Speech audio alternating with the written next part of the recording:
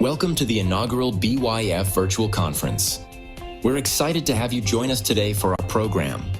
Today, you will meet leaders from industry, education, and technology who will share case studies and innovative approaches to help close the workforce gap. Learn new ways to recruit people to the industry and explore resources to help you take your organization's outreach and engagement efforts to the next level. Now, please welcome our conference host, a longtime thought leader in the construction industry and president of TJC Group, Tim Johnson. Welcome, everyone. Good afternoon. We are happy that you are with us for our first ever BYF virtual conference. My name is Tim Johnson, and I have the great privilege of serving as your MC today. Man, we've got a star-studded and action-packed agenda for you today. And we are really excited for the positive momentum that this event will create. And you know, we're at a time where all of you know, you wouldn't be on this conference if you didn't know that the demand for construction craft professionals is as great as it's ever been. And we need to do everything we can to continue the momentum toward capturing the hearts and minds of young people and their parents all across the United States. Most of you probably are aware of the history of the Build Your Future BYF program. It was developed when the passionate people at NCCER saw a need to educate students about career opportunities in construction. No more difficult than that. The desire to spread awareness about the industry is what drives this initiative forward. A grassroots effort, BYF works to equip the industry with education and resources needed to effectively reach students, educate them about the industry, and promote careers in construction. That's why we do what we do. And today marks a new chapter of action and impact. This event is made possible by ISN and NCCER. Want to make sure that you're aware that later in the event, we're doing a giveaway. All who are registered and attend are entered. Everyone has until 2:15 to enter. So make sure that you've done that. We're picking 5 random winners to receive a BYF bundle with NCCER and BYF swag. You guys, this is good stuff. Now, you want to make sure you're entered to win this. We'll announce the winners at the end of the presentation, so you'll want to stick around to see what you win. We have an action-packed agenda with some of the best leaders in the business of outreach and engagement within the construction space. Here to share their best practices, success stories. They specialize in various topics from education and workforce development, program management, technology, and more. You will have the opportunity to hear from these speakers and gain insight to help you connect with students and inspire them to pursue careers in the construction industry. During the presentations, you'll be able to ask questions you have in the chat, or our team will be answering them as we go along and at the end. After the presentations, the expo floor will be open to everyone. Feel free to jump over there by clicking the expo button on the upper right side of your screen and visit the different booths to get free resources for recruitment and chat directly with company representatives. A few things to keep in mind during the conference. You can navigate to other areas in the event by using the menu at the upper right side of your screen. You can also chat with everyone or send a message to someone directly in the lobby section. If you are having technical difficulties, feel free to message someone on the support team in the chat and they will respond promptly. We strongly encourage you to interact with the speakers and expo staff because this is what will help make the most out of the conference and the experience for you. I know we're all excited to get started. I am very pleased and quite frankly honored to introduce our first speaker. He has become a great friend of mine over the last 20 years. I don't know of anyone who is more passionate about the construction industry and construction education. I'm going to turn it over now to the president and CEO of NCCER, Mr. Boyd Worsham. Boyd, take it away. Pleasure to be here today. I want to thank, first and foremost, I want to thank the NCCR team who's put the effort into and the energy into setting this BYF virtual conference up. And then I want to thank all of you that are in attendance today, and equally or even more importantly, all of those who have volunteered their time today to present this program. Special thanks, like I said, to Melissa Perkins, Zoe Nebhard, and everybody else on the BYF team here at NCCER. I'm sure there are many more that need thanking as well. So just please know how much we appreciate all of you being here today. As Tim said, Tim and I have known each other a long time. He's a dear friend. I think most of us in this industry, construction industry, as well as the workforce development side of this industry, have many friends. We are very like-minded in our goals and in our efforts to try to improve the construction industry any way we can. And that's why I'm here at NCCR now. I've had the privilege of leading NCCR for about the last 5.5 years, CEO for about the last 4 years. And I just want y'all to know what an honor it is and a privilege it is to be leading an organization with such a wonderful mission and such wonderful talent in such an important industry. So let me just jump in and just tell you a little bit about my BYF experience. You know, years ago, before I came to NCCR, I've been affiliated and associated with NCCR in some way, shape, or form for about 20 years.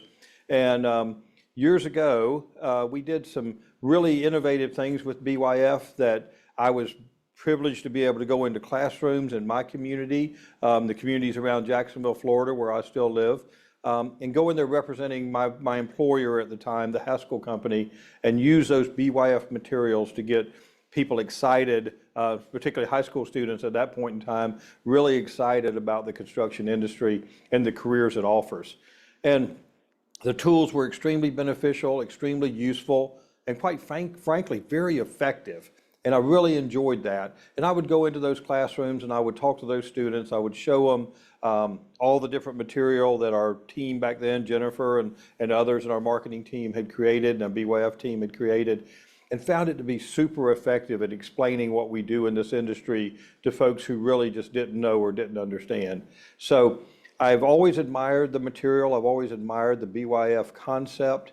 And the initiative that NCCER put in place years ago to start trying to help new entrants into this industry to get acquainted with it, understand it, and hopefully choose it as a career. Switching gears a little bit, recently, as of about 3 weeks ago, I went to a very important CEO summit here in the U.S. and had the privilege of speaking at that, being a guest there and a panelist and speaking at that summit. I kind of had a revelation and really was reminded of something really important during that summit that I'd like to remind all of you of. Whether you're an instructor, whether you're a contractor, whether you're an association member, doesn't matter. We're all in the construction industry. And I had this reminder delivered to me at this summit. First day I was there, a bunch of very high-powered speakers. It was a wonderful day. Sat through many panel discussions. I was not in any of those. I just sat through them. And had the pleasure of listening and learning. Sitting out in that audience, as I listened to all these CEOs, all these leaders, many of them in political leadership in our country, many of which were former military backgrounds, and listened to these leaders of our country talk about what is important in our country, I must tell you, it absolutely came to mind how critically important the industry that we all work in is, construction and education of those coming into construction. And as they talked about the economy, national security, defense, information sharing and management in this country, all of those other things, I realized, I might have been the only one there that did, but I realized we were at a construction conference. As you talk about all these things this country needs to stay great, to do the wonderful things we do here in this country for ourselves and each other and those other and young people in this country, it's very evident to me that we don't make, none of those things happen without the construction industry. To build that national security system, to build that defense system, to build all these other infrastructure things we need to be a great nation and to continue to grow and prosper as we have for the last 240-something years, whatever it's been. I didn't do the math before this, sorry. But you know, it's built on construction. We build it. And we build it through the people in this industry, the wonderful talent that comes in, the wonderful talent that we retain, and the wonderful talent that moves through their career, and many of which go into education and helping to giving back by helping to train and develop the next group of people in this industry to become the leaders. We know that our industry, within our industry, that what we need are more new entrants into this industry, right? And we need those new entrants to come in, whether they're high school students, whether they're community college students, whether they're mid-career people coming in, doesn't matter. What we need are new entrants. And we need to train those new entrants in how we do business in this industry and how they can be successful in this industry. And we need to help them understand the different options they have and the different opportunities they have. And most of you on this here with us today in this conference know that. You know it better than I know it. You do it every day, and we can't thank you enough for that. We need to do it more. We need to do it at a larger scale, and we need to do it more effectively, right? That's what we all want every day in everything we do. But the feeder system for our industry is new entrants coming from high school and these other areas.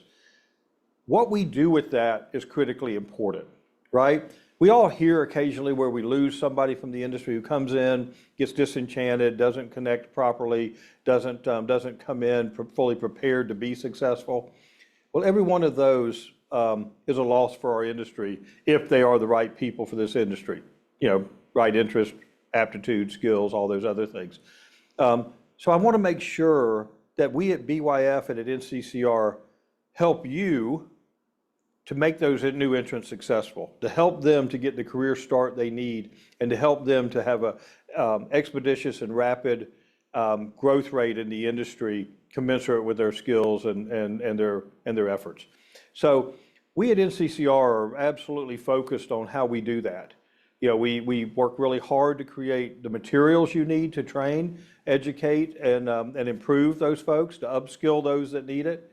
We want to make sure you have what you need through our BYF initiative to be able to communicate in a very effective fashion with those that you are getting the opportunity to get in front of. We want to make sure you have that. So please use NCCR in our BYF initiative however you need to make sure those students that you are bringing into the industry, those new entrants you are bringing in whatever form they're coming, that you can make them successful. We don't want to lose a single one that belongs here, okay? And NCCR is here to help you with that. I want to take just a moment while I have the time to talk to you about something really simple. And I want to give you a real action step that you can take. For those of you who are out there in the high school space, I want you to think about something. I've had a wonderful career, and I had the wonderful good fortune of connecting with the right company when I was a young man graduating high school. I connected with that company through an event called the Gold Hammer Award. May sound a little bit silly these days, but quite frankly, it was a life-changing event for me, and I think it can be a life-changing event for many others. I know it can be. We've done it for many years at the Haskell Company, my former employer. I just want to get you all thinking about something that everybody can do in the high school space and even the community college space. My carpentry instructor, extremely wonderful man, great leader, great personal friend and guide to me in my life. He started the Gold Hammer Award long before I went into his carpentry program in the late 70s, quite frankly, so dating myself quite a bit there. But he came up with something that's really simple that anybody can do. He created a program to give the most outstanding student in that carpentry program a Gold Hammer Award, simply a plaque with a gold-plated hammer, which I still have and I'm still very proud of. And that award, which was given out at a award ceremony in my high school, my senior year, quite frankly changed my life. What he did was he had a big award ceremony, and he brought guest speakers in to talk about the industry and to talk about the benefits of the industry, talk about their companies. And one of the speakers there was a gentleman named Preston H. Haskell, who had recently, not too many years before that, a decade or so before, had started the Haskell Company. a major design build construction firm now. It was doing about $150 million worth of revenue at the time. But anyway, at that ceremony, I won the award. Very proud of that, as I mentioned. But I also connected with an industry leader who put me to work for 38 years. I worked at the Haskell Company 38 years to the day before I left that job to come here to NCCER, because this work is really powerful and meaningful to me. And so, as my other work was, but this is the right place for me today. The Haskell Company, in turn, has gone back for 30-something years and sponsored a Gold Hammer Award, or a construction craft award ceremony, in the high schools in my county, Clay County, Florida, for the last 25 years. And every year has awarded the best carpentry student, welding student, and drafting student in their programs an award, and offered them a job.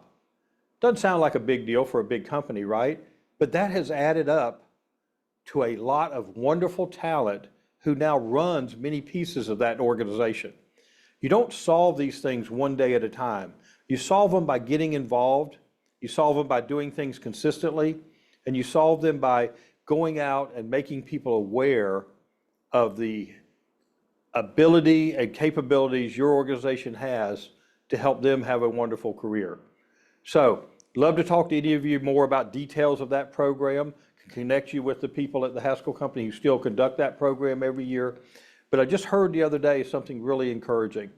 About 15 years ago probably, at one of these ceremonies, I hired a young man who was a carpentry student who did not want to travel. He told me, he said, the Haskell Company traveled all the time. He said, I don't really care to do that. I'd like to stay around home. I said, well, I'll tell you what, I'll put you in our steel fabrication shop, put you in the steel fab business that we have, because I ran that as well. Put you over there and you try that. Still framing squares, still dimensions, still marking and laying out and doing all that work similar to carpentry work, but steel instead of wood. I heard the other day that that young man had been promoted to the shop superintendent for that business, and it's a big business, a largest steel fabricator in that part of the country. And just did my heart good to say, just to be honest with you, to know that that young man who I took a little bit of risk on, I didn't turn him away when I couldn't do exactly what he wanted, what he couldn't do exactly what I wanted him to do, and we found a way to make it work. And that young man is now the superintendent of a major shop, and will more than likely retire from there because he's worked there his whole working career since the day he walked out of high school. So it works. There's many things that work. Many of you do wonderful things every day, every year, every week. I just want you to know that if NCCR can help you with any of those initiatives, you want to talk about that particular one a little bit more, please contact me. But most importantly, let's keep doing what we do to make people, new entrants, successful in this industry, and just know that NCCR is here to help you however we can. So with that, I'll stop, and if anybody has any questions or however that'll work on this thing, Tim, you'll have to help me a little bit there. But if there's any questions or anything, I'll be more than glad to take those.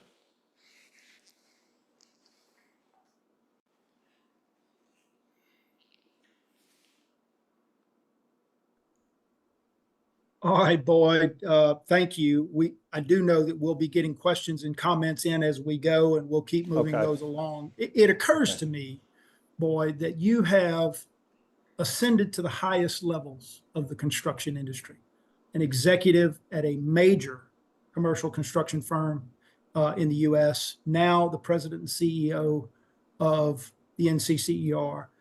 But at your core, you're still that young carpenter that graduated and won that Golden Hammer Award. You are the BYF story. Boyd Worsham is BYF story. And that's what excites me about your leadership and the story that you get to tell. Look, these are great careers in our industry.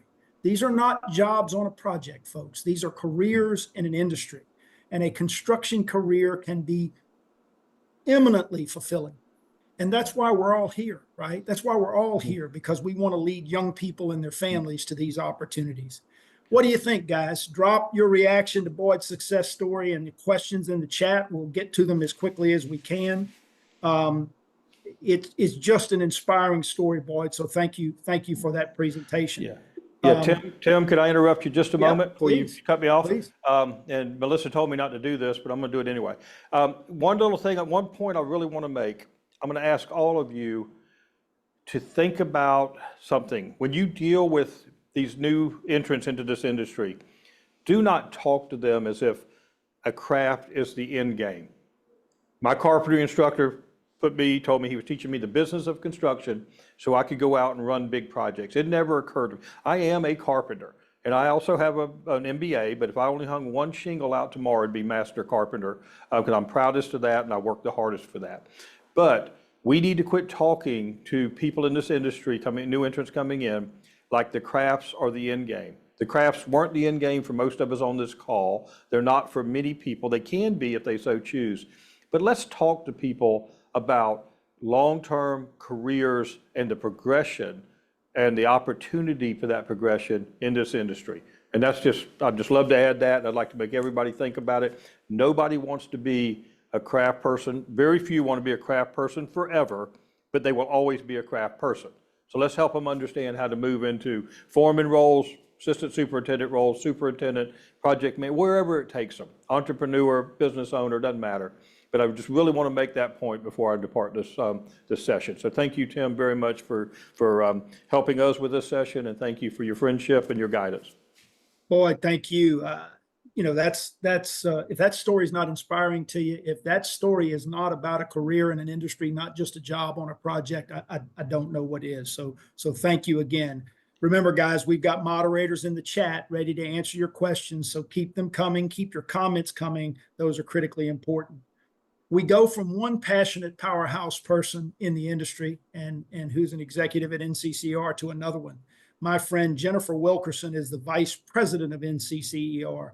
She's here to share with us how we can get a very important demographic, women, interested in entering our construction field. Women's perspectives bring a new outlook to the trades and enhance project outcomes. Ms. Wilkerson, my friend, take it away. Thank you, Tim. Great to be here. And women in construction, dear to my heart. I have two girls that are both in the construction industry. So just to talk a little bit about this, I am going to pull up a PowerPoint.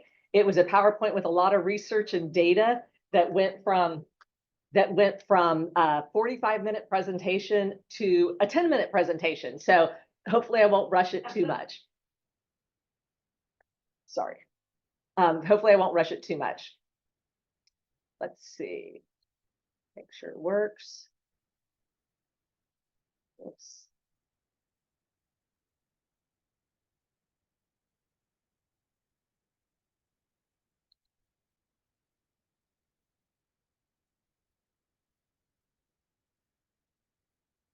So we wanted to do a project on women in construction, and we did not a research project, and we didn't want to do the typical thing of how many women are in the construction industry. What we actually wanted to find out were some other details about that we could really bring to the industry and get more women in.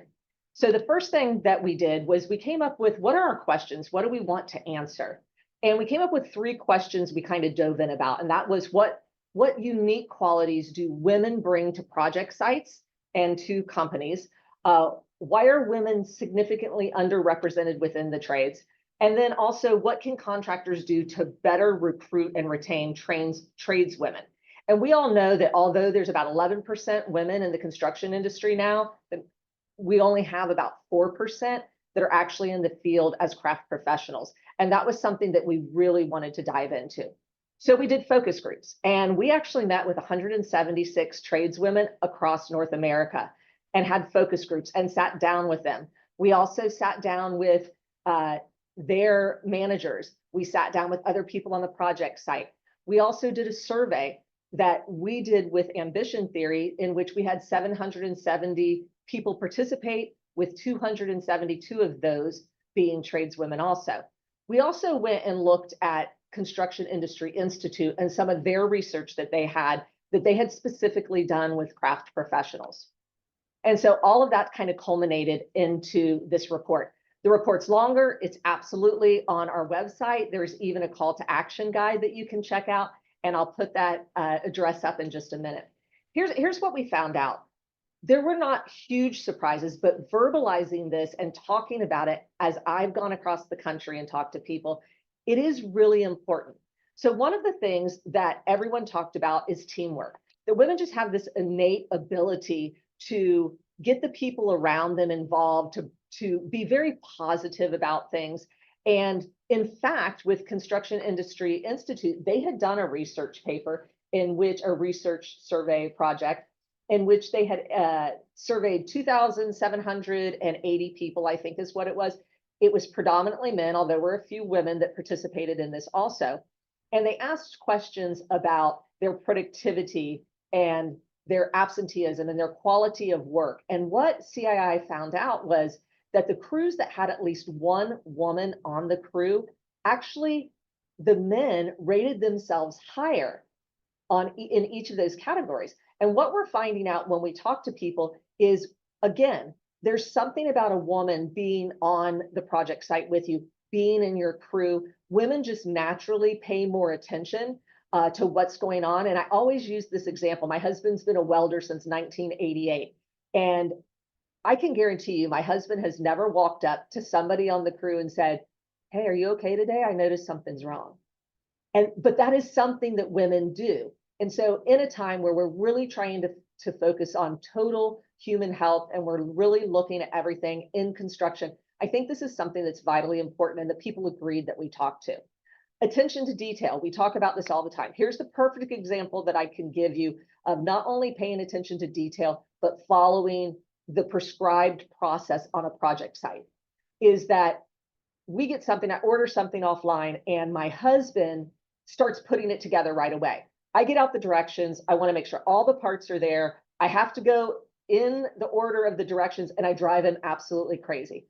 But it's something that women do really well. We actually may not have the brute strength that someone else on the project site has or the experience. But what we do, and what we found out when we talked to a lot of the managers, as the women really followed those processes as they were designed, and they're really good at it. And as a result of that, we see an effect, a positive effect on safety, a positive effect on process and how things are going. And you'll see up here on this particular slide that there's a lot more focus, effort, multitasking, commitment, communication, organization, cleanliness, talk to people that work with women on project sites and how organized they are.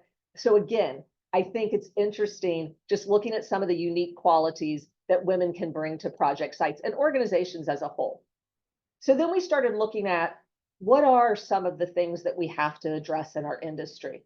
And again, I don't think that there were huge surprises here, but what I think it brought about was conversations of how we do this. And the women that we spoke to actually gave us suggestions on things that we could do. So we know that discrimination, sexual harassment has been something that's been talked about in our industry.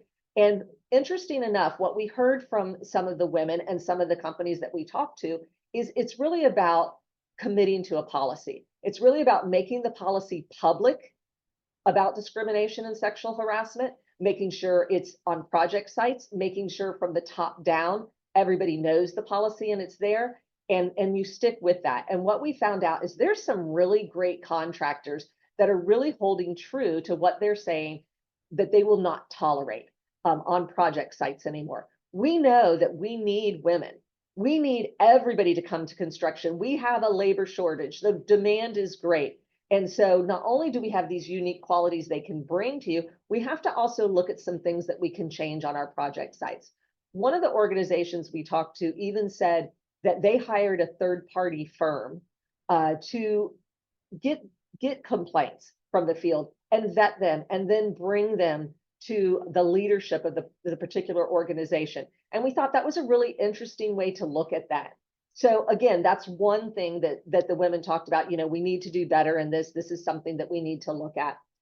Consistent hiring practices. This was really interesting too, is just really thinking about the women and making sure that our HR department, that everyone knows there is opportunity for everyone, and making sure that when someone applies, it may be a young woman, it could be a young man, but we have to make sure that our HR departments know we're connecting with schools, we're connecting with young people. We do want to bring people in that may not be as experienced and give them those opportunities. So again, this was something that I see the industry working on. I see more people trying to make sure and ensure these types of practices. Offering training opportunities. This was wonderful. We talked to the women on these project sites, and a lot of them worked for companies that offer them training. And we know that exists in our industry and that people are really positive about this. These women were over the moon with these kind of things. They were in the groups talking about, I've gone through this training, I've done this, I'm getting my credentials, my certifications, and the women were encouraging each other, and they want that opportunity to train. And I think our industry does that. We do it well. We just need to make sure that we include everyone in the training. In fact, a lot of the women that we talked to, 67% of them said, I would love to be in a role as a leader, as a foreman. What the hard thing was, is there was a little over 50% of them that had never been on a project site in which there was a woman that was in the lead. And so one of the things that they talked about is making sure we're very intentional and give opportunities for women to be foremen, to be assistant superintendents, to be superintendents, be visible on the project sites, because we know the old saying, if you can't see it, you can't achieve it. And the women want to know that they have career pathways. I'll end with one other thing that I thought was really interesting about accommodating mothers. And I think this falls across accommodating parents as a whole. We know that we need to be innovative in our industry. There's a lot of areas that we're innovative and we're seeing new things come into our industry, but we're not changing some of the things that are there. We've just always done it this way. So for example, some of the women said, look, I can come in early if I can just get off by a certain time to pick up my kids. I have someone that can take them to school. I don't have someone that can pick them up. Or I can stay late. I just can't be there 6 or 7 or whatever that start time. So one of the suggestions, can we start talking about flexible schedules? I can still get the work done. I want to produce all the work you want. I'll stay the hours, but that flexibility was important to them. But there was other simple things like on large project sites that were industrial project sites.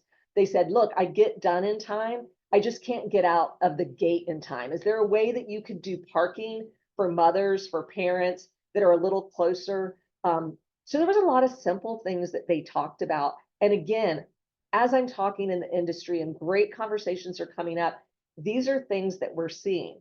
A lot of the women we talked to, when we asked, why did you get into the industry?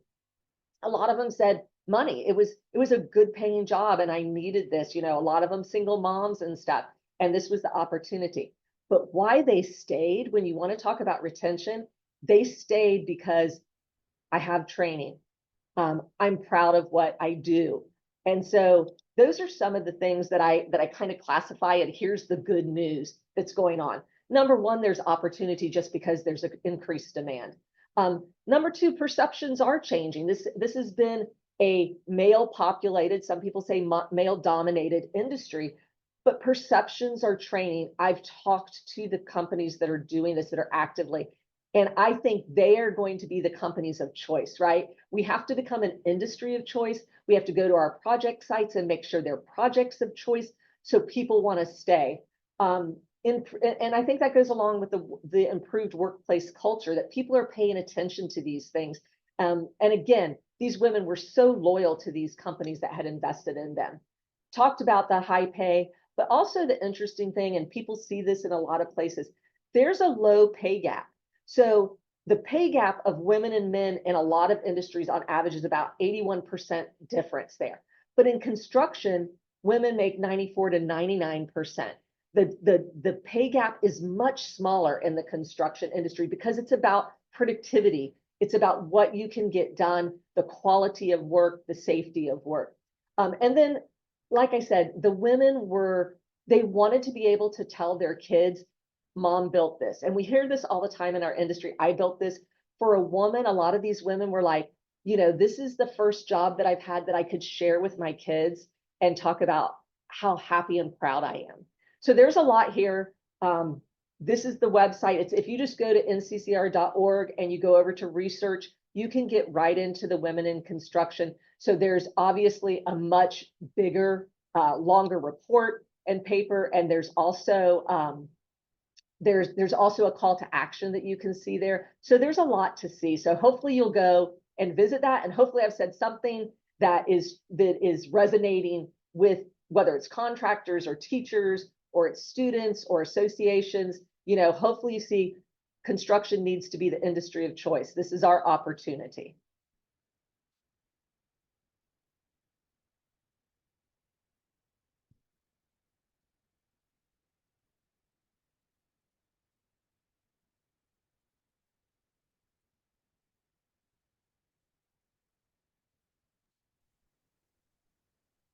Okay, Jennifer, thank you for that. You know, I think back to the time when I had the privilege of directing a workforce development program at the ABC chapter in Baton Rouge, and we had a wonderful long-term welding instructor, and he used to personally recruit women into the welding craft because he said that they generally make better welders, that they have a steady hand, that they have a great attention to detail, and that they also have a little bit more artistic ability generally, and that makes them very good welders. So I've always been struck by that. I got a question that hit the chat that I want to ask you about really quickly.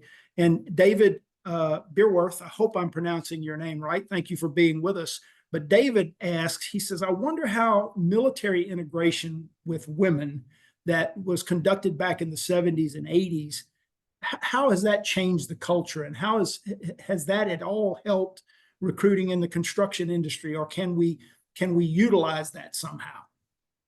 Yeah, Tim, we didn't do any research. I think it's a fantastic point, first of all, because there's a lot of similarities, right, between you know, the travel that you do, being outside, the teamwork and stuff that you see in the military. We didn't do that, but I can absolutely see the importance of, you know, the military and other industries that are kind of forging that way, that have really brought women in. And I think construction's the next industry that's really going to do that. Good. I'm going to ask you one other question here before we go on to our next presenter. And guys, we're going to try to get to all these questions either by the folks who are in the chat answering the questions or by our presenters. But this is a general question, Jennifer, that I think you are very well equipped to answer. And it's just about NCCR's curriculum and its utilization at the high school level. And this question was, is there a curriculum for high schools? And the answer is absolutely. Talk a little bit about that. Talk about just the curriculum that we have. Curriculum being utilized at the high school level. Absolutely. The thing that's so great about the NCCR curriculum, it's really kind of a natural fit for high school because it's built into, you know, that can be used for apprenticeship, absolutely, can be used for craft training. But because we have lesson plans and we have everything worked out, the PowerPoints, the test, everything's available. So as a former teacher for 13 years, you always want to get that curriculum that it's like, here's the key, and this is where I go, and this is what I do. So not only do you have this incredibly thorough, quality, built with subject matter experts from across the country, it's not a one author curriculum, but you also have all the resources that go with the curriculum that I think is vitally important in the classroom.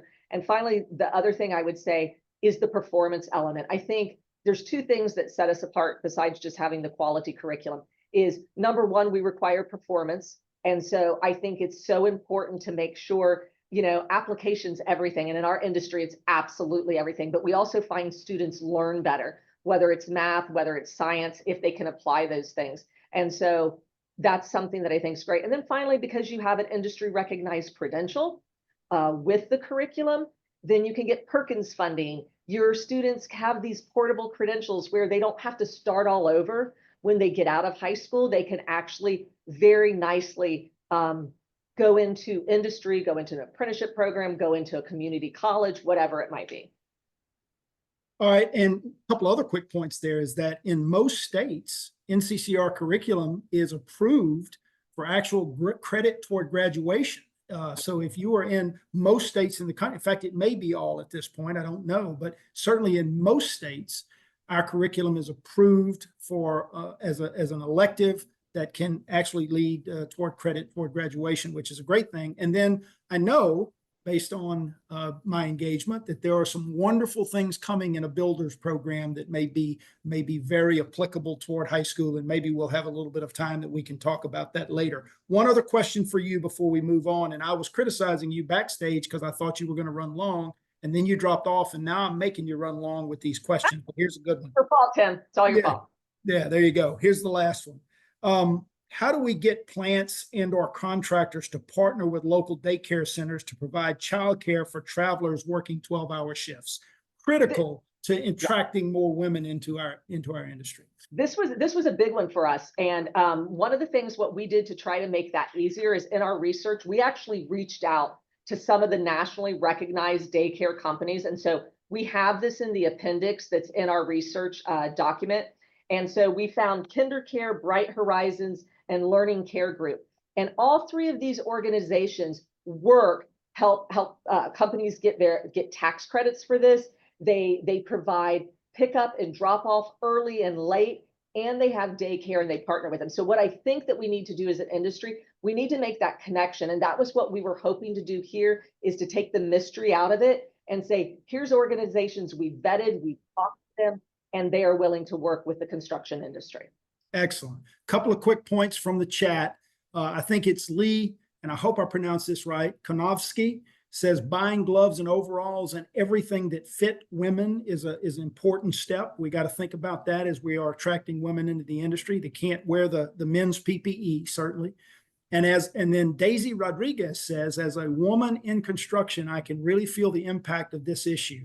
The lack of maternity leave in many companies within the industry can discourage women from pursuing opportunities in the field. So, guys, thank you for your input here. All of these things in the chat, the questions and the comments are being logged, and we'll certainly work to address them all. How about that, guys? Also leave your thoughts about Jennifer's overall presentation in the chat as well. Jennifer, thank you for inspiring us to attract women and be diverse in our industry. Absolutely. Guys, next, we're going to learn how we can recruit the next generation by reaching out to them where they are, right? Very critically important on social media and through technology. Coming up, we'll get a chance to hear from young professionals directly, but let's keep the ball rolling now. We've got some pretty exciting topics ahead. Kicking off with some tips on utilizing social media to engage the next generation is Wilson Matthew Betances. Wilson is the founder and CEO of Energize Us EDU Inc. He's here to tell us about some social media tricks that might be valuable to us. Wilson, take it away. Thank you, Tim. Firstly, it's a pleasure. I'm going to kick off with a video about how Energize Us is directly engaging with the current and next generation. At Energize Us, we believe in the transformative power of the skilled trades to shape futures and build communities. Our mission is to empower the next generation by providing exceptional education and training that not only enhances technical skills, but also fosters leadership and professionalism. We're redefining the skilled trades industry with a fresh perspective and a commitment to excellence by equipping our students with the tools that they need to succeed. We're not just preparing them for careers, we're building a legacy of pride and achievement in the trades. Join us in our journey to inspire and uplift as we pave the way for a new era of skilled trades professions who are ready to lead with confidence and dedication. Together, we're igniting potential and fueling success, one trade at a time.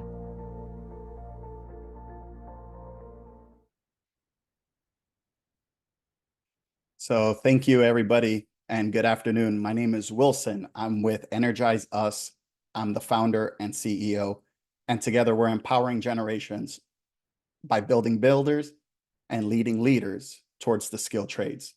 And we're going to be doing that in three distinct manners: by media, by education, and by professional development. And by building builders and leaders, just being in this room with all of you, individuals from NCCER, Build Your Future, Skill Hero, ABC, just to name a few, on behalf of Energize Us, we just truly wanted to say thank you for this opportunity.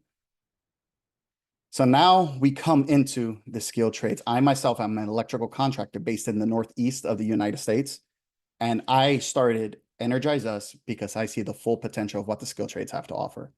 I'm able to live a type of life and give a life of service for my family and my friends. And that's why we want to share that with everybody else. But what's so interesting about the skilled trades is throughout the years, we're starting to see the need for more and more skilled workers. And deep down, that bothers me. That's truly troubling because we know what the trades have to offer, yet the people are not coming in to handle that need and take those opportunities. For example, we have a Forbes article that came out in July of 2024 where they describe the need, and they broke it down to, on average, we need 100,000 workers per industry per year to keep up with the demand of the skilled trades. That does not include, we need an additional 500,000 workers per industry for all the backlog work that we have. This shows the backlog. This shows the dire need. This shows the effect the end user, the consumer, is going to have to pay for because of this dire need within the skilled trades. So how can we do better? What's our proactive approach to not only attracting new talent like we just heard from Jennifer, but how can we attract, recruit, retain, and develop the future leaders and builders of the skilled trades? Well, we have to take initiative. We have to do better. We're going to do that in three manners: through media, through education, and professional development. The first step, through media. We have to be able to speak with our audience. We have to speak to the younger generation. We have to speak to the current generation, because how can we empower the next generation if the current generation has some flaws? So through media, we have to showcase the good, bad, and ugly of the skilled trades. Once again, we have to highlight these so that we're able to not only attract, but retain the next generation. This could be difficult, especially when it comes to social media. Everyone wants to show the end product, XYZ, yet they don't want to talk about ABC on how we got there. Because the good comes with the bad, but the bad may distract some people from coming into the skilled trades. For example, on social media right now, many are taking a campaign to speak on how cool the skilled trades are, how awesome of a life that you can live, which is true, but they don't highlight those first few years are going to be very, very tough. We tend to joke around where so many people say the skilled trades are cool, but it's not cool to be in an attic mid-July trying to work on it's not cool to work in a crawl space or digging a trench in the middle of the winter, but it's necessary, but it's rewarding. So those are some things that we want to keep on mind. Also, when it comes to media, what we've done is take a proactive approach to attract the next generation, in the sense where we partnered up with the most influential tradespeople throughout the industries, traveled to them throughout the US, documented their stories, and highlighted what they've done through our podcast. And we have grown the attraction to hosting our own first event, our growth convention in Burbank, California, where we had 644 attendees show just through organic growth through social media. What's been so exciting about that is the fact that we had local trade schools support the mission. In any other industry, you would view that as competition. But what was so beautiful is that we had the 3 top trade schools in Los Angeles support the mission, brought their students in, as well as seen an uptick in enrollments throughout California. This leads us to the importance of social media. But that only attracts, that can only help us recruit the new generation coming in. What are we going to do to retain and develop? That leads us to our second point, through education. And through partnerships with NCCR, we understand and see the value of having our curriculum as a gold standard. With our curriculum, we're able to not only help individuals understand the trade, but to become true trades professional that we know they're all capable of. For example, there's so many different levels throughout the industry. And over here in the Northeast, where we have licensing requirements that are very strict, some people have a habit and just becoming a traditional or a routine apprentice. That's somebody who's been in the trade 20 to 30 years, but they stayed as apprentice because of some limiting beliefs that they have about the skilled trades. And we're going to touch on limiting beliefs more towards the end. But for example, in the Northeast, so many people describe the trades as something, yes, it's beneficial, but going for my licensure, that's too difficult. So they don't even attempt to take the exam just because of that limiting belief. Here at Energize Us, and within a room full of leaders like yourselves and ABC, Skill Hero, we want to remove those limiting beliefs so they can see the true potential of what the trades have to offer. And NCCER's curriculum is helping us do just that. We're primarily focusing right now on our electrical curriculum as well as our solar curriculum, and that has been amazing opportunity in our year of 2024 to bring in the new hands-on approach, the new hands-on demonstration, as well as pop-up events throughout the US, where we now engage not only with the new ones coming into the trade, but the current generation as well, helping them reach the true level of true trades professionals. And now that we have this body of trade professionals and they decide to take the ultimate jump into business owners, that's where our third revenue stream comes through, professional development. We understand now that you're licensed. We understand now that you're a contractor. How can we help you? Well, just as we mentioned before, the current generation has to do better to attract, recruit, retain the next generation.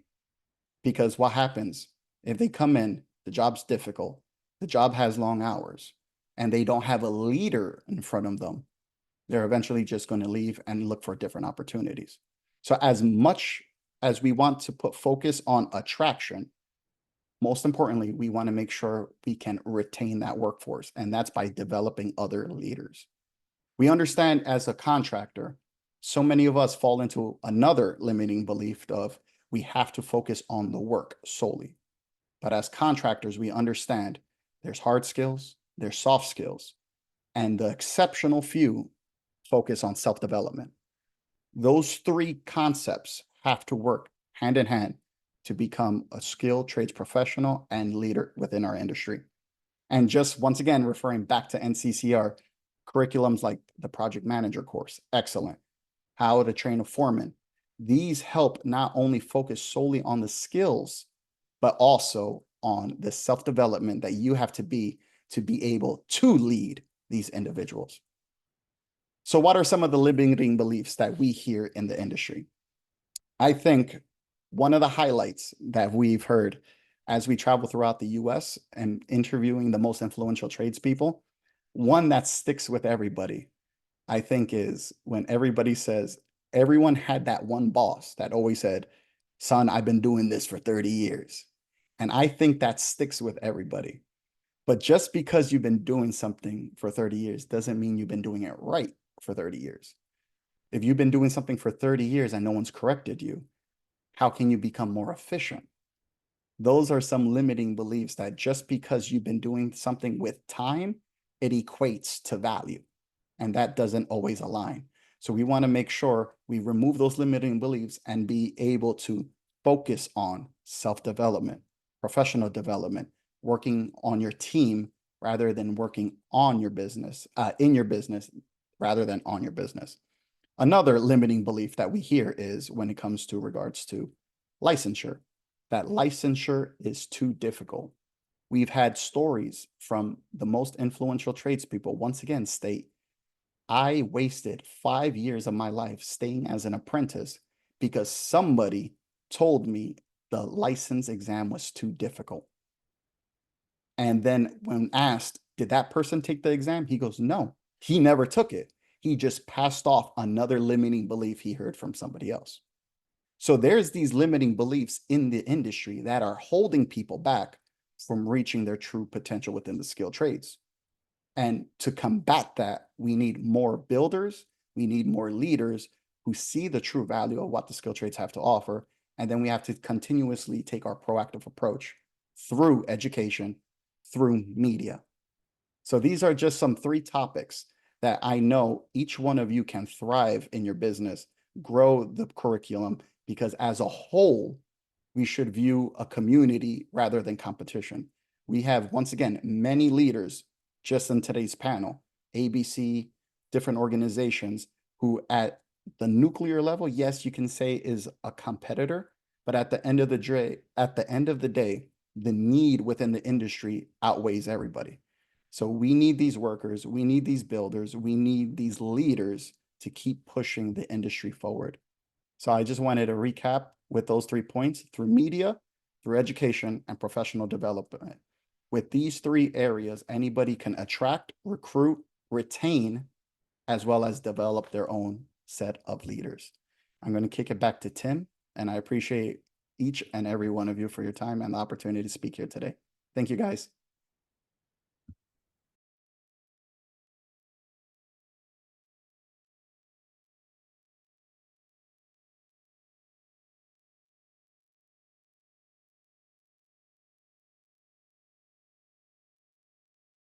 There we go. Might help if I'm not muted. That was outstanding, my friend. I will tell you that throughout my career, as I've been attached to the construction industry, I've heard the question asked on various topics: how do we whatever, right? And it's always evident to me that someone's out there figuring it out, right? So that very question. And so you talk about these pockets of excellence in these various things, and I just really appreciate what you said about limiting beliefs. In fact, I want to read a comment that was put in the chat. I think it's Ken Getzchow. I hope I said that correctly. The limiting belief that certifications and credentials don't matter or are too much of a barrier is a real problem. Any thoughts on that? It's extremely true. As I mentioned, one of the interviews that we held, and this is a big time influencer, over 100K followers, he said, and he's doing very successful on his contracting business. He said, the only regret I have is not starting sooner because of that limiting belief. He was always going to be the man he's going to be. He's a driver. He's at where he's at because of who he is. But imagine having that limiting belief and it robbed you of 5 years because of a fear somebody else had and didn't even experience it.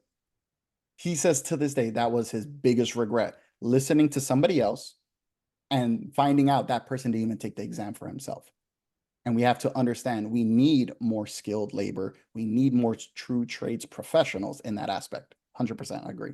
Yeah, I think oftentimes we are limited by our circumstance. We are limited by the environment that we might be in, and we think, or we don't have hope that we can be anything, or that we're not smart enough. And I think you are certainly breaking down those barriers with the work that you're doing. Nancy Driscoll asks, I am very involved with some of our top vocational schools, but I'm having a difficult time getting our trades managers involved in their programs, curriculum, and talking to students. How can I make this happen as a recruiter? How can I utilize social media within my company to partner directly with students and with faculty?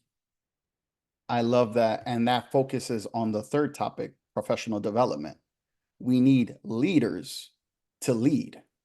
It's very unattractive, especially with the first few years of any curriculum, any career, to follow and see the grunt work being done and not having a suitable leader. I think I can speak for everybody in the trades. Every time we, oh, well, not everybody, maybe someone had the 1 in a million, but there's always horror stories from apprentices. They said, my foreman made us do this and he would never do this. We all had that experience where somebody didn't take initiative in their company. And that's what always led to a sour point. What I appreciate, number one, is the fact that she already sees that need within her own company. The fact that she wants to be able to fix that or do a better job in attracting it, that already speaks volume. So the fact that she has to now develop a team, incentivize her team so they can now attract the youth through media, that's the best way, because that's where the youth are. I spoke to Melissa as well as Jennifer a few times. So many people, especially in our sector, will post on LinkedIn, will post on Facebook, but it's sad to say the youth ain't using LinkedIn. So even though we have an awesome message, how is that translating down the chains? We have to take initiative. We have to be proactive in our approach. Yeah, as you said it, we said in your introduction, we've got to find them where they are, right? Yep. Wilson, outstanding job, my friend. Thank you for your presentation. Thank you for your commitment to the industry. And most importantly, thank you for your commitment to young people and moving them along in this whole idea. If we recruit, train, employ, retain, and develop, we give individuals opportunities for a great career. Guys, you're doing a great job in the chat. Leave your thoughts about Wilson's presentation and any other questions that you might have, and we'll work to get back to them. Next, we're going to hear about the innovative technology that is now available for all of us to use to actively recruit young people into the trades. From the technology gurus that created Groupon, we have one of the founders from the workforce technology company Skill Hero, Reed Snyder, who is going to tell us about how we can empower the future workforce with applied sciences. Let's welcome Reed. Thanks very much, Tim. And thank you to Boyd and Melissa and the whole NCCR team for having me and for your commitment and stewardship of the Build Your Future initiative. My name is Reed Snyder, as Tim said. I'm a co-founder of Skill Hero, which is a workforce technology company dedicated to creating career opportunities for motivated people in the craft trades and enabling employers easy and more efficient access than's been available before to a consistent and scalable supply of labor. And we've had the great opportunity to work really closely with NCCR and the Build Your Future initiative to power the Career Starter application, which is a web and mobile application amongst other channels. And I'll get the chance today to show you a little bit of that as well. To start, I'm going to glance over this a little bit just because some of the other speakers have already touched on it, and it's a pervasive problem that we all know. But the belief that the labor shortage, when you combine it with the skills gap, is the biggest challenge and pain point for the construction industry today. And the one element that I will touch on in addition to here is we know about the labor shortage. We know there's, depending on the quarter, somewhere between 350 and 550,000 jobs that need to be filled, and that is an acute pain point.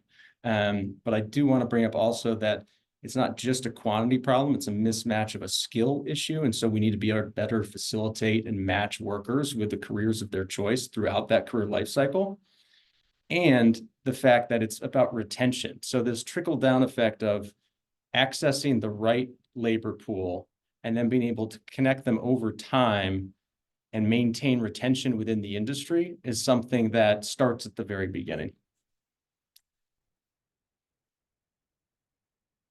So expanding on part of the problem is I think this labor shortage has created a vicious cycle or some quicksand that the industry needs to snap out of. And I think technology and innovation are clear tools to be able to do that.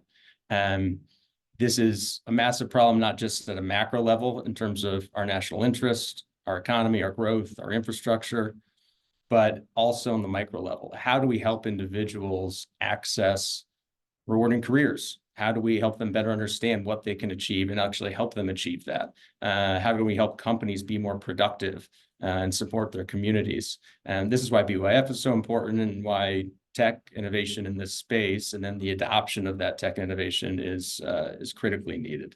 On the screen now, this graph, the negative part of this is that purple or pink color. That is the productivity of construction labor over trailing other industries.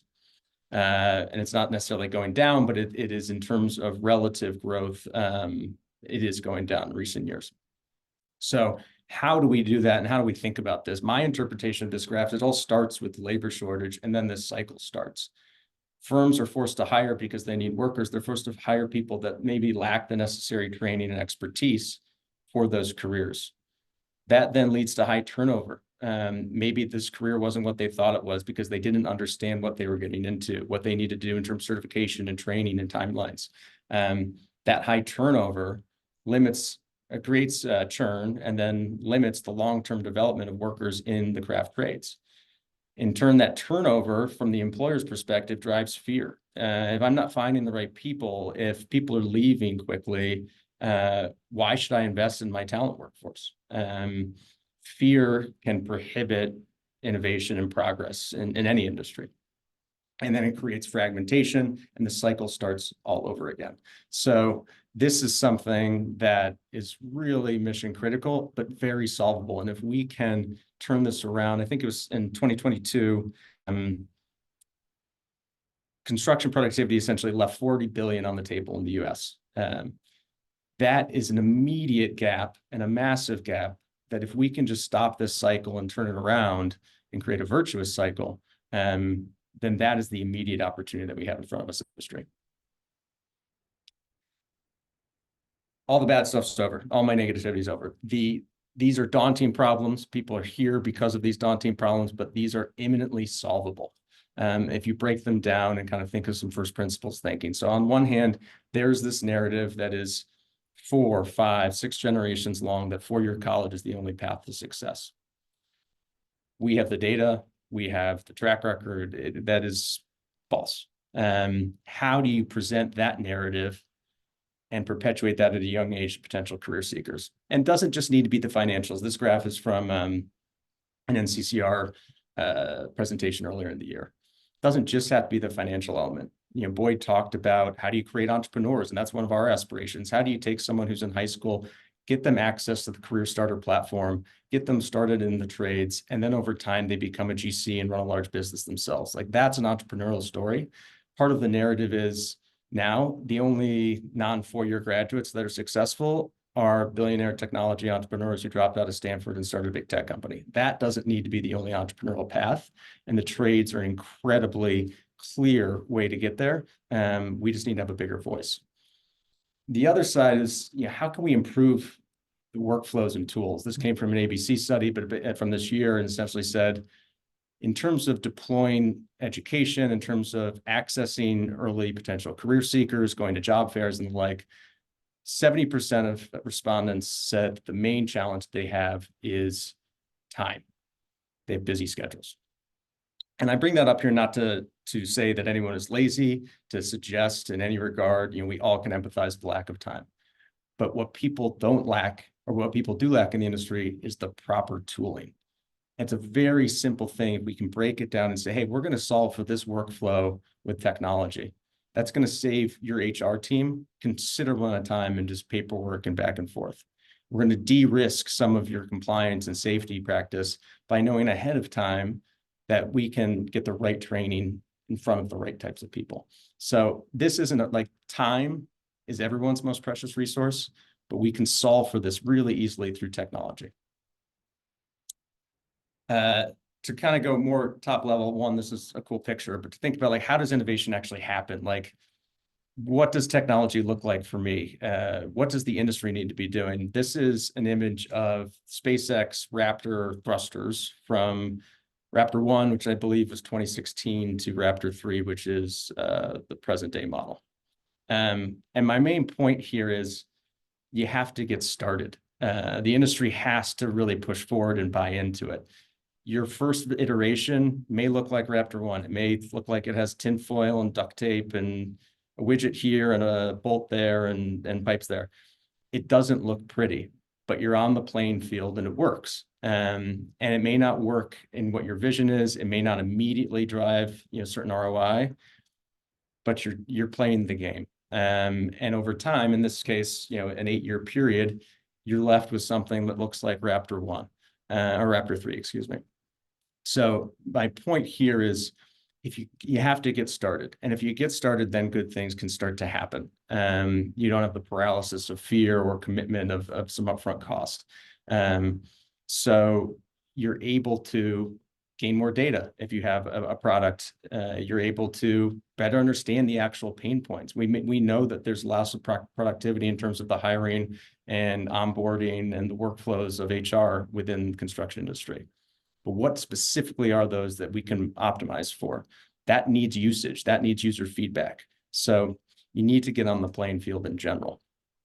And tying to another kind of top level theme, this is from the famous book, Crossing the Chasm, but the construction industry, in many cases rightfully, has a reputation as a laggard in terms of adopting technology, which is the case with most kind of physical industrial legacy industries, for sure.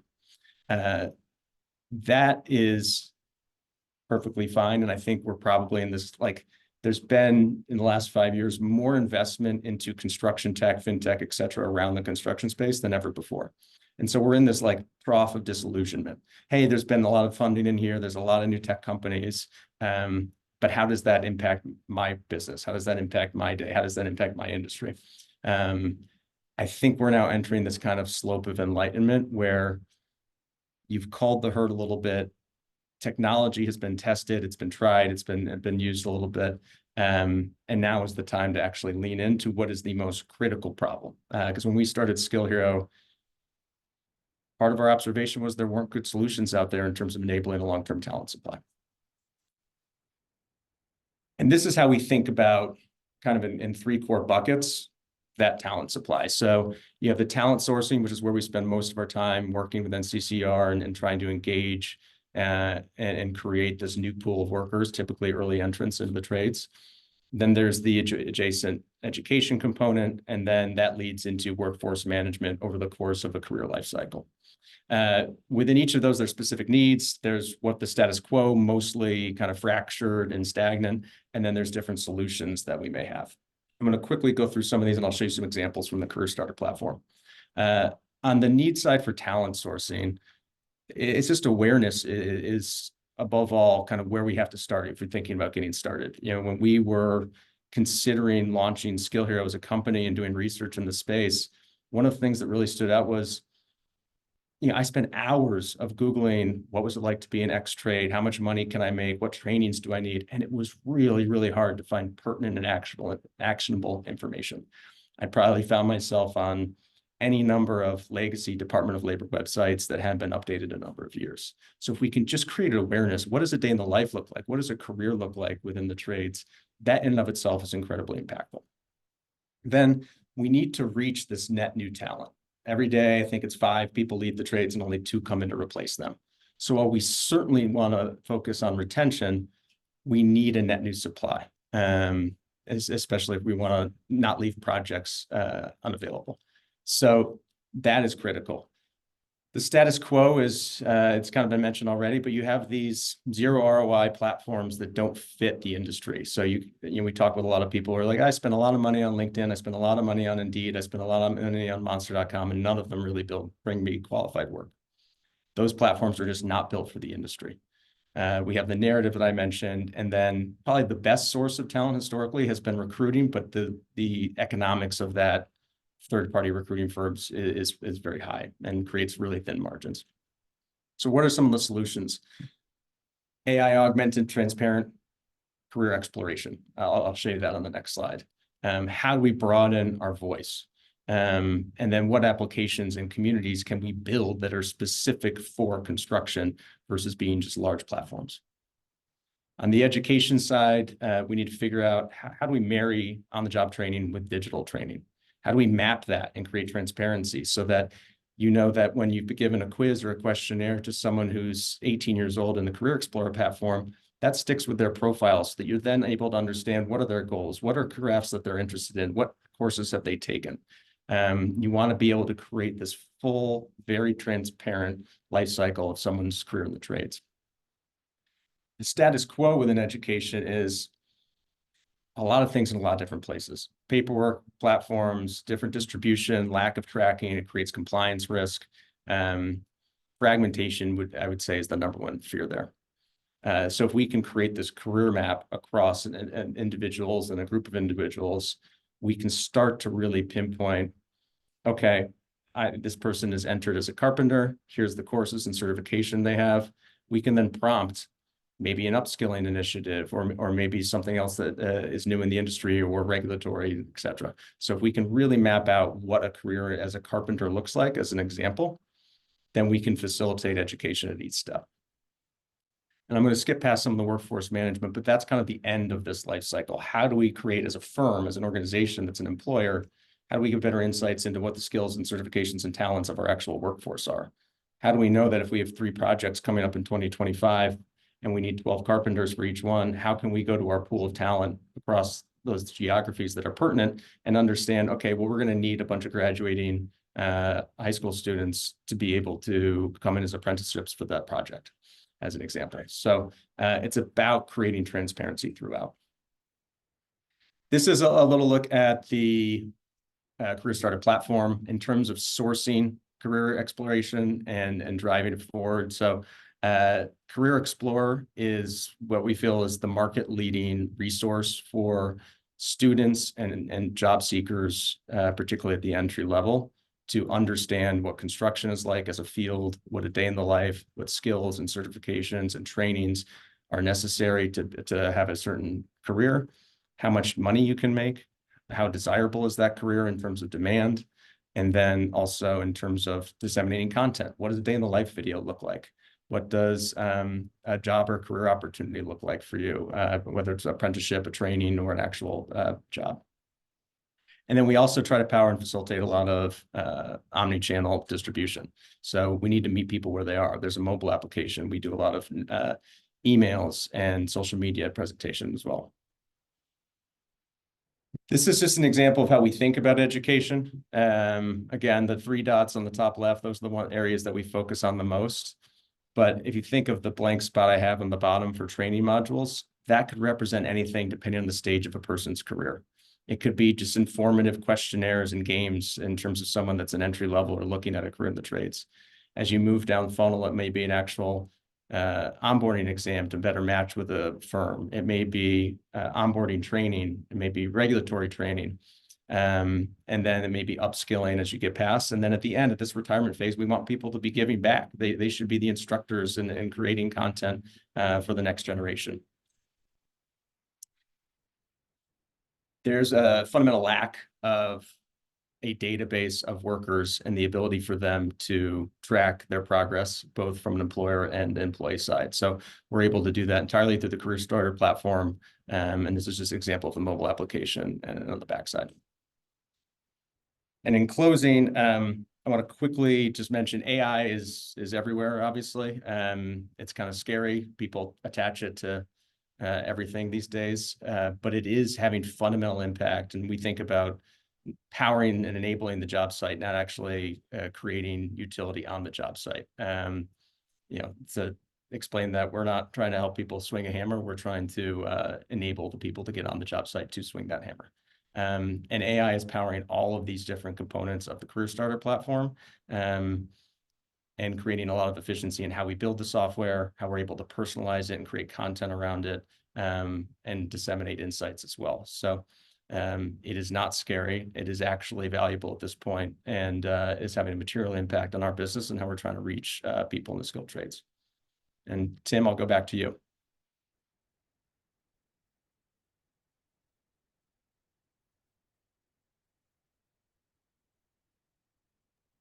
I remembered to unmute. That was outstanding, my friend. Really do appreciate that insight and got some questions for you. So Sure. Abe asked this first one. It's a 2-part question. How can we make the construction industry more appealing to the younger generation today? With AI on the rise, a skilled workforce will remain critical in shaping the future. How can we start upskilling today's workers to prepare them for the high-tech construction jobs of tomorrow? I think some of it, I mean, just thematically is we get lost some way in like every kid's life. So it's like, I've got a 4-year-old son and he thinks construction is the coolest thing. He walks around with his Tonka truck. He loves using his tool belt.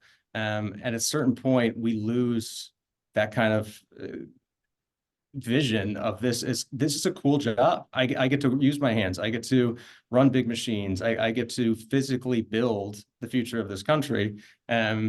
That should be glorified from age 2 all the way through high school. And at some point, we've lost track of that. So I think some of that is we need to bring a little cool back to it. How do we reach these young kids? How do we create content, in terms of engaging them throughout those junior high and high school years? Because we speak with a lot of folks who say, by the time they're 18, I've kind of lost them. Like they've already kind of picked their path. So I think it needs to be younger and younger in terms of this exposure. And I think from a narrative perspective, I talked a little about the economics, but this is important. And not only is it important, but it is rewarding. And this is a clear path, like I said, to to entrepreneurship and wealth, and a really rewarding career. So I think this is like very top level. It's consistency in how we talk about the industry in a really positive way. That's outstanding. I love the term "bring the cool back," right? So if we can capture them with the cool, then we have an opportunity then to tell them about all the other benefits that a career in this industry might bring them. Nancy Driscoll asks, we have an extremely high employee referral program, over 50%, and there are bonuses tied to this, the majority of which do not have any experience. How can we fine tune our employee referral program? I mean, just some thoughts. Maybe a scaled, and like this is like you could use AI and say, hey, I'd like to build a model whereby we incentivize the referrals for skilled workers at a certain percentage. So you get a higher referral rate for those that are bringing in skilled workers. And then you could also gamify it a little bit. I mean, we've considered ideas where do you incentivize workers to take upskilling courses that may not be mandated, they may not be regulatory, but we create learning opportunities to create stickiness around your workforce. You know, a lot of companies may encourage taking outside courses. I mean, one of the things I didn't really talk about, but we're trying to be able to capture not just the tangible and technical skills, but also the qualitative skills and those that are more intangible. We talk with a lot of employers who are like, we got some young entry-level folks, they didn't show up to work. Like that's more important to me than, knowing I can train them, but I can't train them to have like the work ethic and show up on time and stuff like that. So I think if you incentivize either through pre-vetted skills or maybe like long-term staying, like because to fight the retention element, you get additional bonuses if the people you refer stay a longer time.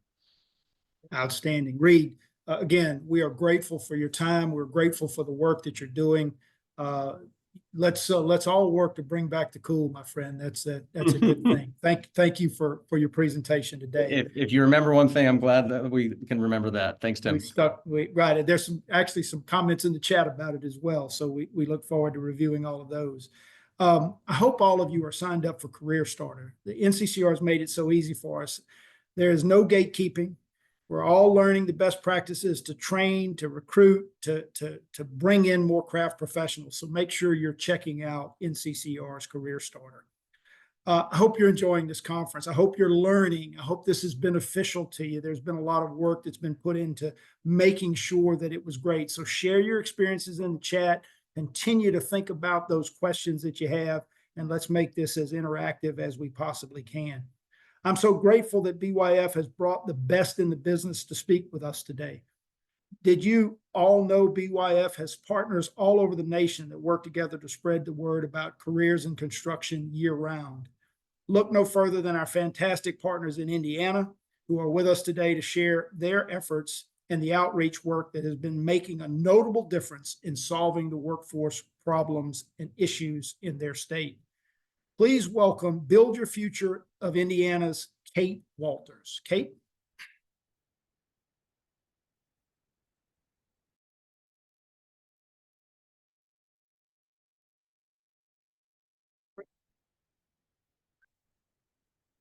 Thank you so much, Tim. I appreciate it.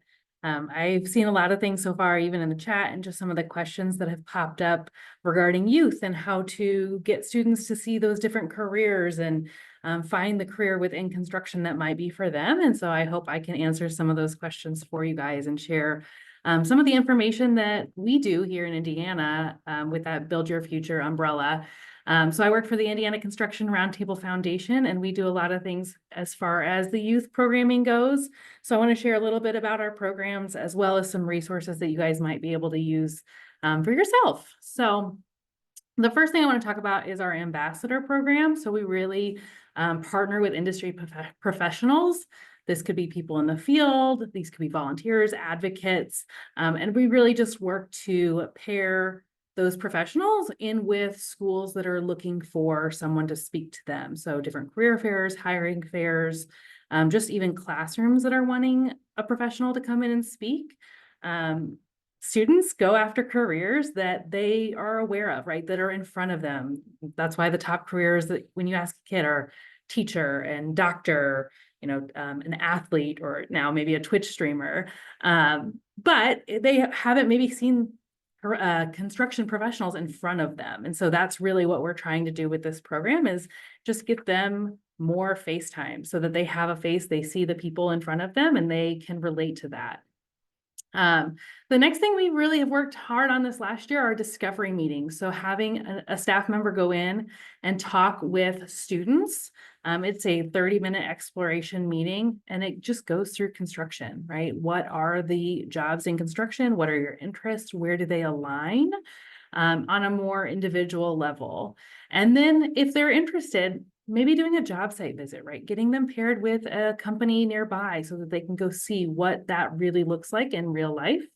And then potentially that next step help, right? Do they want help writing a resume or finding what certifications they want? Things like that. And then we also have BYF construction clubs. So this is something we've been running for the last 2 years. We wrote a curriculum that has all kinds of skills a part of it. It's got soft skills. So we're talking about that reliability, grit, communication, teamwork, all of those things, as well as encompassing different hands-on activities within civil and residential and commercial construction, followed at the end with some job exploration. So following that model of plan it jobs, build it jobs, and finishing jobs. Those are super helpful. This is just a success story here from one of the clubs saying how easy it is to implement, and some pictures. The same thing here, making sure that we are exposing students at younger ages so that they know when they get to high school what those opportunities are for them and make those connections. We've learned that high school is too late. We're asking kids younger and younger to make those decisions. And so we need to get them that hands-on exploration earlier. We took that club model and we've scaled it up into a girls' camp experience. So this is specifically targeted at young women in middle school and showing them the careers in construction that, again, we have pulled all of the women that we know at this job site. When we go to a specific job site working with a company, they'll pull women from all over their field to talk with these girls, because again, it's so important to have people in front of you who look like you so that you can see yourself in those jobs. And so that has been a really great experience. The same thing of another win here, saying that it rivals what an entire school year could contain related to high quality experiences. So again, making sure we're providing quality information. So we're not gatekeeping this either, just so you guys know. This is something that is available on our website. We have the curriculum up there. It is free and accessible. As a former educator myself, it was super important that it is easy to implement, easy to read. We have the curriculum out there. It is even scripted if that's something you want. There are slides to go around along with it. You just need the materials as far as like the building materials.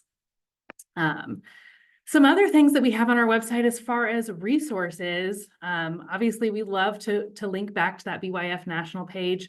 There's some really great blog posts and interactive map. They have a YouTube channel using Career Started, and even their resources page are super helpful. We do have a career quiz that is construction specific on our webpage as well. And some scholarship resources. So again, talking about making sure students have that accessibility and that finances aren't an issue.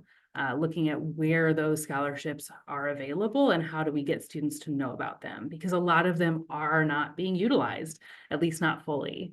And then the last thing is a lot of virtual field trips. We'd like to make sure students get to see in real life, real time, what is going on a job site. And that is not always allowed as far as safety protocols and things like that, or even as far as a school having the money to get a bus and pay a driver. And so if that is something that's not feasible, we love this virtual field trip option so that students can still get that experience without actually having to leave the classroom. We want to make construction more appealing to students. Somebody asked, why would construction be their path? Well, a lot of students are looking at that debt, right? They don't want to go to college because of the amount of debt. They want to have those opportunities. And so that is really a huge benefit of construction that students now are really thinking about. The other resource I have that is on our website that I haven't really talked about are some posters that are by academic cluster. So maybe English as a cluster, it has posters about construction careers tied directly back to those academic clusters so that students can see their interest in school in the field and how that might benefit them. Finally, what I want to talk about is really that benefits of our BYF partnership. And so a lot of these programs are things that we have launched here in Indiana, but could be done anywhere. And that BYF umbrella is really helpful just to give that trust, that credibility, that visibility. Often people know that branding, and so that goes a long way in just even expanding that knowledge and getting people the products that they need in order to allow students more information and interaction. So here, I got some questions. And my information up there, obviously I could go into way more detail about a lot of these programs. But we don't have all day. So feel free to visit our website or contact me directly.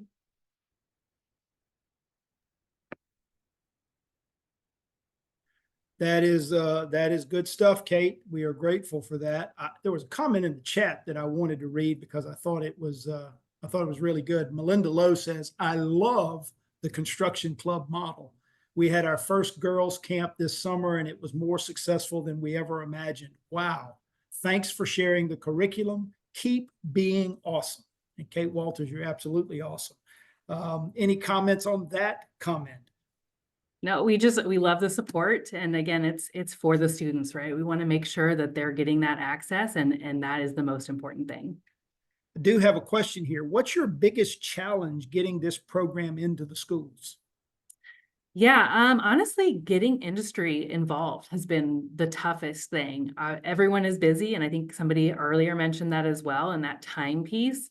And so getting industry to understand that it's not philanthropic to go into your schools, that it really truly is focusing on that future workforce, and it's what's going to make you successful tomorrow, not just today.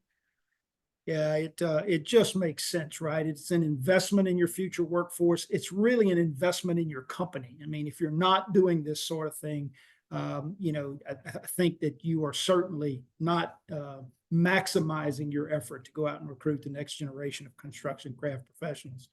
Kate, this was excellent. A lot of great comments in the chat. I think you should go in the chat yourself and read some of these. They'll make you smile. Thank you for your time. Thank you for the work that you're doing, and keep it up. Absolutely. I appreciate it. Thank you. Thank you. It really is a great grassroots effort. When we get involved, we do great things. BYF partnerships are how BYF is making a difference in every state. These partnerships are critical. If you want to know more about how you can do the same thing in your area, visit the BYF booth on the expo floor after the presentations.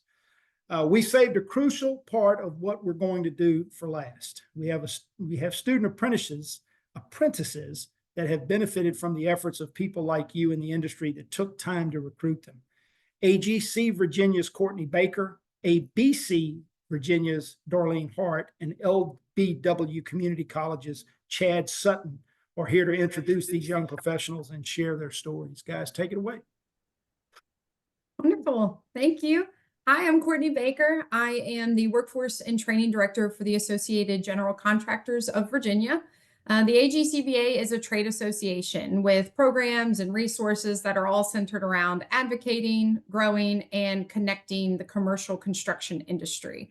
So along with two of my colleagues, Chad and Darlene, we're going to take about 15 minutes to share some insights on apprenticeships.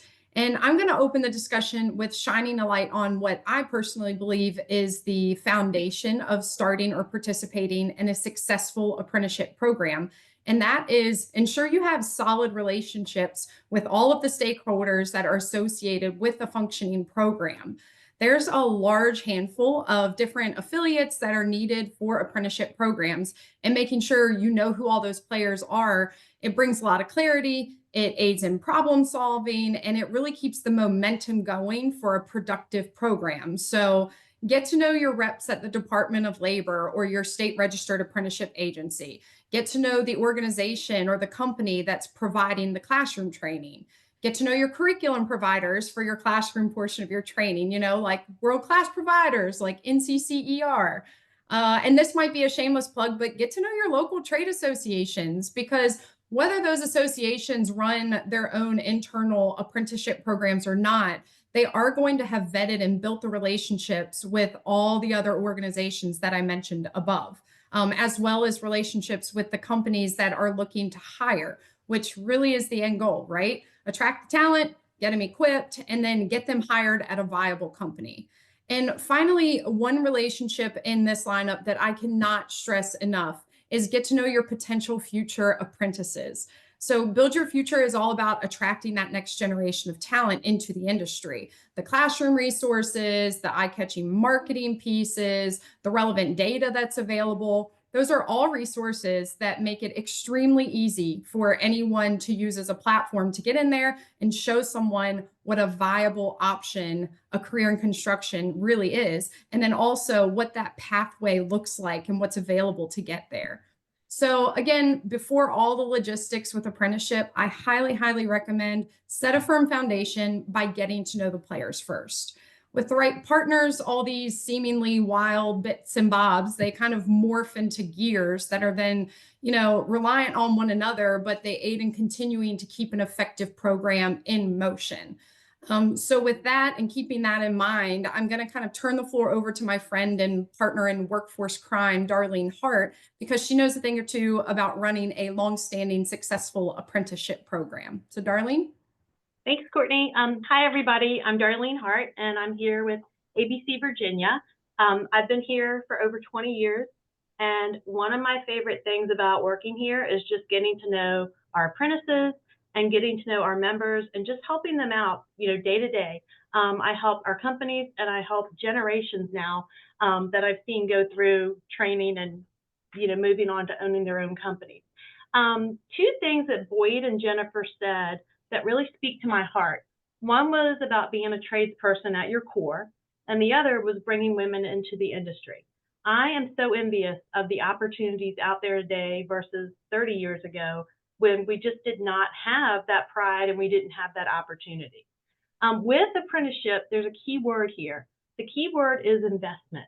We're looking at our member companies who are showing the investment to their employees, their companies, and the industry. And then we also have our apprentices who are making an investment in their career and in their futures.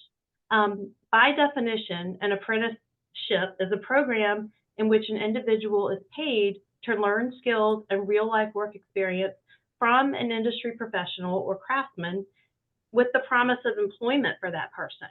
And, the apprentices that I work with every day, they're already hired by companies, and they're being paid to further their career and to go to school. Here at ABC, we use NCCER, and we use apprenticeship in two different ways. The first is just in Virginia in general, each company has its own apprenticeship program, and ABC is one of the places that employers can go to get their related instruction. So we sort of serve as a big classroom to over 100 apprentices across the Commonwealth, offering carpentry, drywall, electrical, HVAC, plumbing, and sheet metal. And then we also help companies with their own in-house programs, because their trade might not be one that just falls into a lot of different categories with a lot of different people. So insulation and glazing, roofing, we do that for individual companies across the Commonwealth, and that just allows them to invest in making their tradespeople their best. It invests in their safety, and then it just gives them everything they need to be successful. We use it here in Virginia, and then they can also use it all across the country. I love to just sit down with companies and kind of design those programs. We've taken the curriculum that NCCER offers, and we use the books that they have, but then we've also built custom textbooks with all of the modules individually that NCCER brings to the table for us.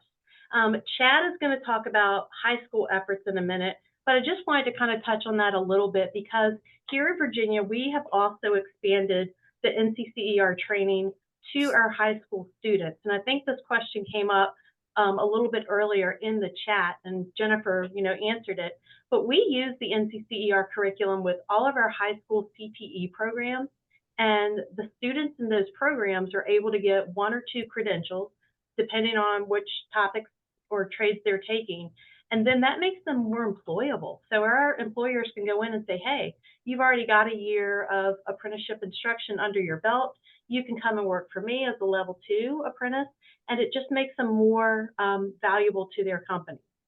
So with that, I'll take it over to Chad. Yeah, so I'm Chad Sutton, the Director of Workforce here at LBW Community College in South Alabama. Previously, I was the Career Development Director at Garrett High School in Northern Indiana and got to work with organizations like Indiana Construction Roundtable, Build Your Future, and I'm a former construction teacher as well. I did that for years. So everything that Darlene and Courtney are talking about is spot on. I think one of the important things to realize is to get people to that level, to get them there, we have to create awareness in our communities. We have to do that by working with our youth. And some of the, listening to Kate talk about the Build Your Future in Indiana and some of the things they're doing, like that's going to allow us to create a larger pool of people to take advantage of everything that Courtney and Darlene are offering in programs like theirs. And I think when we built the program in Indiana, one of the most vital things that happened was our industry got involved. When we reached out to industry, we had so many different construction companies and suppliers, you name it, that wanted to get involved with our program because we were starting so young. And I think that's super important. Apprenticeships are great. They're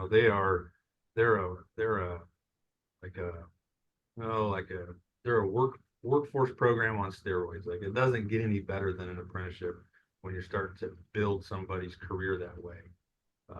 And I think that should be our goal, is to get people to that level. We have apprenticeships here at the college level, as well as the high school level in Indiana. We built some apprenticeships, and those were going really well because it gives kids that opportunity to experience it.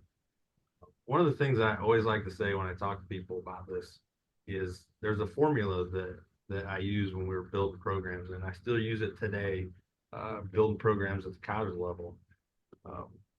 Awareness plus exploration, okay, those two things will equal skill development.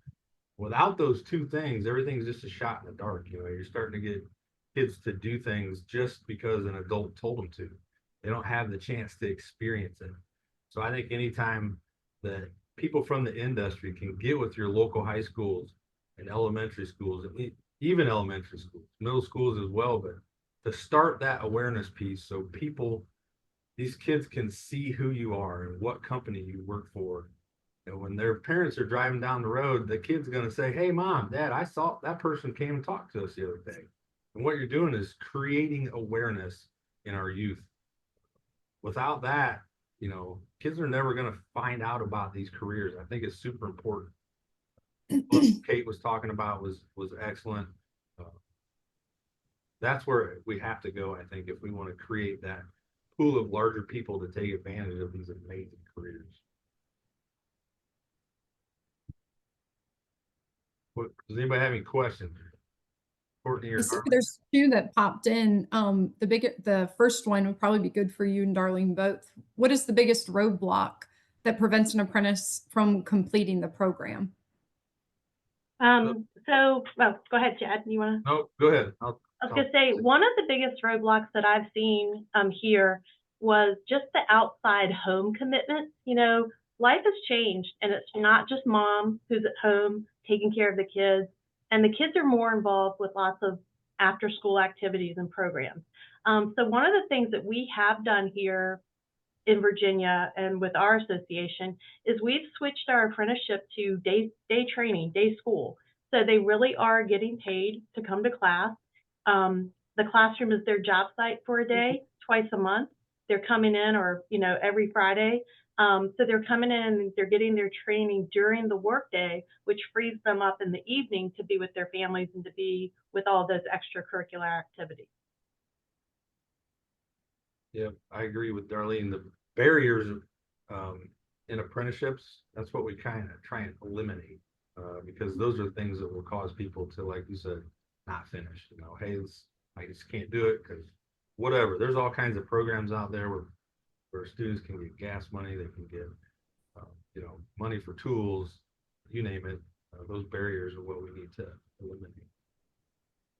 And then the other question on there was, how are local CTE programs helping to promote trade careers as viable paths rather than the 4 years college path? I think that's probably a two-part question from my experience. I think people need to realize that career and technical education, even in of itself, is split into a lot of different departments. And so if you go and you, as an industry leader, build a relationship with a local instructor, then you're going to have really direct access to those students. You'll have name recognition. They can do all sorts of creative things with getting you into their classroom or their students out onto your job site. But then you also have to consider career and technical education on the administrative side. And I think that that's where it does get pinched a bit, because one, you do have states who are graded based on the students they can track, which typically means they're tracked into 4-year college pathways versus tracked into a career pathway or employment pathway. But then also you've got funding that they have in the back of their minds, and where their funds are allocated and how successful programs turn into funding. And so I think that, how are they helping? It's based on locality. It's based on the industry relationships per school, because not all school districts work the same. And so it is one of those things where I think you have to get everybody in the room and concentrate on next steps. And then you see more and more states that are working on programs that are able to direct students into career pathways directly and still receive that same state funding and still receive those same state grades, if you will. And Darlene, I don't know if you see anything different from your end with people rolling into your programs or not. Yeah, one of the things that we do here, honestly, is showing them the money. I can't tell you how many times I go into a high school and talk to people and talk to the students. And, it's funny because, yeah, all of the answers that you all have given are the questions all day. They do see the teachers and they do see the people in the school. But when we sit down and we show them real salaries and we show them the benefits of being in construction, just with the travel, with the bonuses, all of the stuff that the overtime, all of the stuff that goes into that shows them real money. And they seem to like that a little bit more than having to go and pay real money for a degree they may not use. And I just always convince people to start in construction, because if you're an estimator, if you're a project manager, if you're a business owner, if you're a marketing person, you're better at that when you've worked in the field and gotten to know a little bit about what goes on. That makes you a better professional. Yeah, and those build your future resources are huge. The classroom posters, the trading cards, all those little things make up a huge difference to get the students interested. And then they're the ones asking, well, how do I get involved and engaged in this? I think a great example, Darlene and I were manning a career fair booth last year, and we weren't technically supposed to be giving handouts, right? It was all hands-on stuff, but we were giving them the craft professional trading cards. And honestly, it was because that's all we had in our bag, right? We had already kind of handed everything else out. And the students got so excited and started treating those things like Pokemon cards. They were trading them. They were bragging on, oh, really? Well, I'm an architect and I make this much. Oh, yeah. Well, I'm a welder and I do this and get to work outside. So it's those little things and little opportunities to showcase what a career pathway actually is and what being a welder or a plumber or a mason actually looks like. And the students kind of get the buzz that's generated enough for the programs to follow. And the other teachers ask us for those. It's so funny because they want to have stuff in their classroom. So One thing to think about too is the conversation we're having with educators. The college, we're almost redefining what college is. Like those people that are in your apprenticeship programs, they're in college, and I think we want to silo so many people that you're a college-bound student, you're not a college-bound student. And I think that's one of the biggest deterrents that kids have, because if your friends are telling you they're going to college, well, I can't go to college. That's a deterrent for somebody. That's another one of those barriers. And when college is for everybody, like it just needs to be different. It needs to look different. I think that's one important piece of the conversation that we have to talk to people about. Silos need to go. We got to blow silos up, because Boyd will tell you he started out as a carpenter and now he's running NCCER. I was a carpenter as well. And now I'm doing this at a college. My friends told me that there's no way we ever thought you'd have been a director of workforce in college, let alone go to college. But I'm just saying, there's different ways, there's different paths to success, and college just can look different to everybody, and it should. I'd love to be a carpenter. So.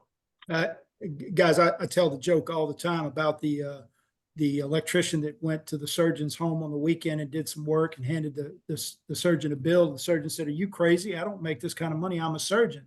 And the electrician said, "I didn't make that kind of money when I was a surgeon either." And so these are really good jobs, really high paying careers.